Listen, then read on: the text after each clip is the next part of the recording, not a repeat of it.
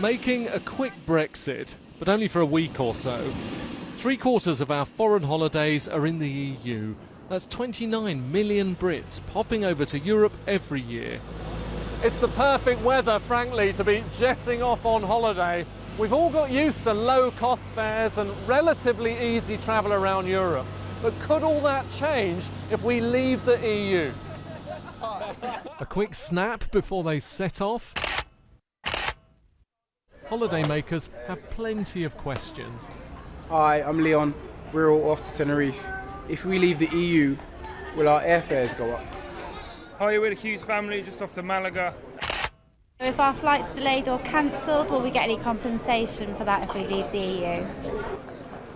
Monarch flies around 7 million passengers every year. The boss is in no doubt what Brexit would mean.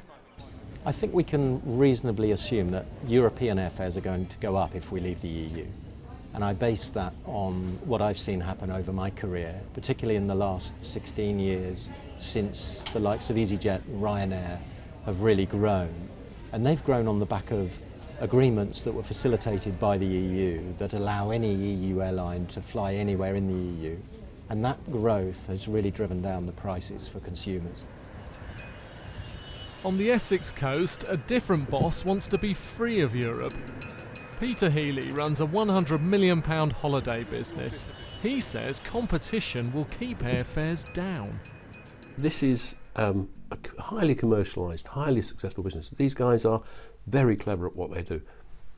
In the EU, out the EU, it may be inconvenient for them, but I don't believe that there's a greater material impact than that. EU members also get compensation if their flights are delayed. So what happens to that? And the protection's now enshrined in British law. So unless it's going to be taken out if we leave the EU, it's going to continue as it is. But the biggest impact depends on the value of the pound.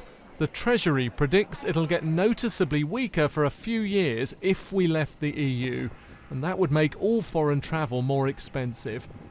Decision time's looming, but at least they won't be worrying about it for a week or so. Richard Westcott, BBC News, Luton Airport.